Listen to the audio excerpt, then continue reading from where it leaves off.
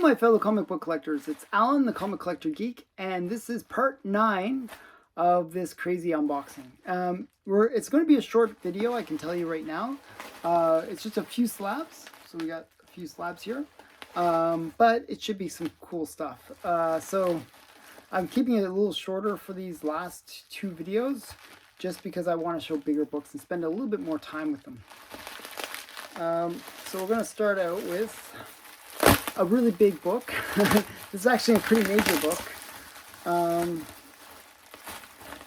And there's a little bit of debate about this book, to tell you the truth. I'll explain that. I actually picked this up from David from Comic Book Investments. He has some really great stuff sometimes. And this is Tip Top Comics number 185. This is actually a pretty major key for anyone that likes Snoopy and Charlie Brown and Lucy, or the Peanuts as they're called. This is the first cover appearance. Now there's another book that is also considered their first cover appearance, which is Peanuts number 1, or I think it's a non-numbered or no numbered comic, where it's just a one-shot, but it's between these 2 books, which is the first cover appearance. But this is definitely kind of a cool cover for them. All right, stick 'em up. And they got Charlie Brown pretending to be a cowboy. And this is from 1954. So Tip Top Comics number 185. Pretty major key, actually. So I'm a big Snoopy collector. So I really wanted to get their first cover appearance. So that's why I picked that one up. Okay, so next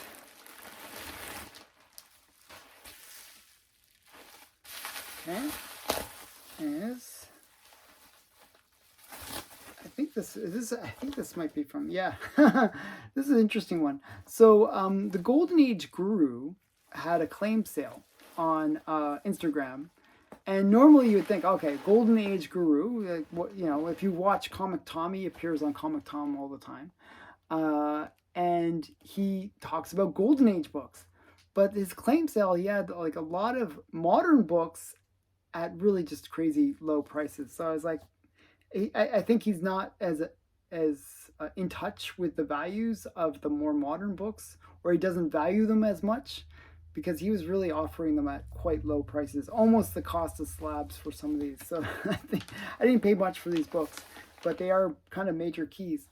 So this is Nova number 8, and this is the first appearance of Cosmo. So if you watch Guardians of the Galaxy, or even the Christmas special, or some of the, I believe the first Guardians of the Galaxy movie, Cosmo is a dog that was sent off into space by the Russians. He was like the first cosmonaut. And he's a character that keeps on reappearing in Guardians. And now he's part of the Guardians team. So this is his first appearance. It's just a kind of a quirky little character. But what does it say here? I'll read what the slab says.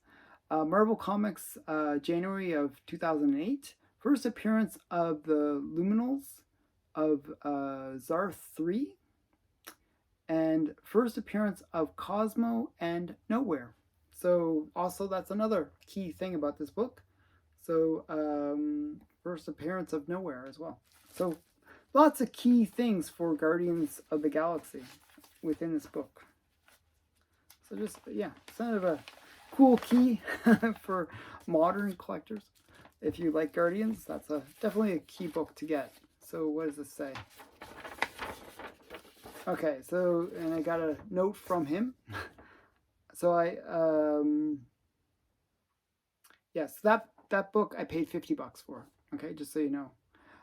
Comic Collector Geek, thank you so much for your support. Really appreciate it. And the other book that I got from him, which was another, even cheaper, So that was 50, or actually that was 50, and this was 55, so a little bit more expensive, not much. Another kind of key book. This is Amazing Spider-Man 347, and it's just a classic Shakespearean, he's kind of doing his Hamlet thing, Venom cover. And it's just a really great, reasonably high grade for this book, 9.6. Not quite the 9.8, but still a nice book. Classic Venom cover.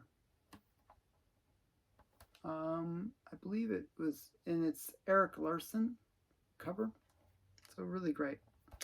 So yeah, so that's Amazing Spider-Man 347.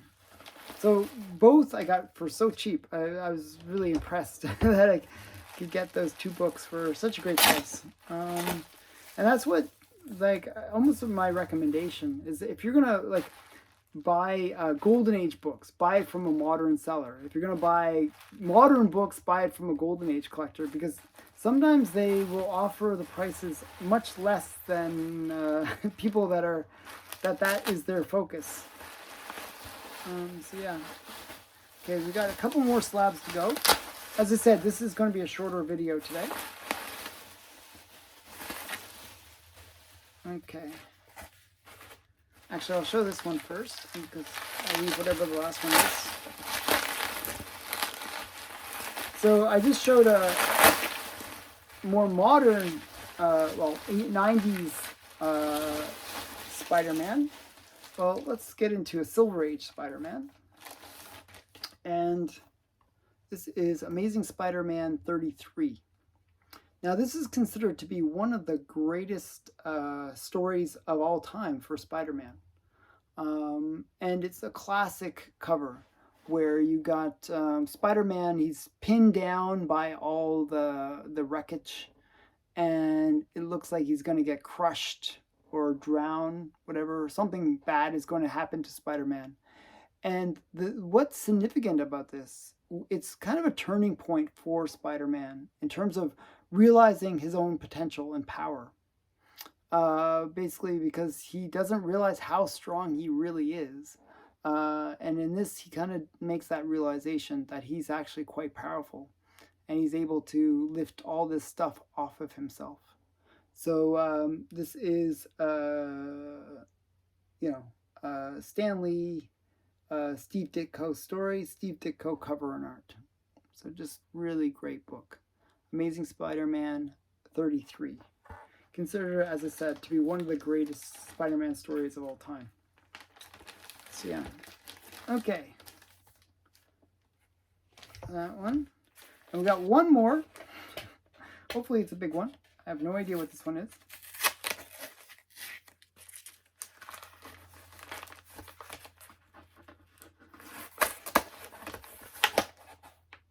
Okay, this one is a big book.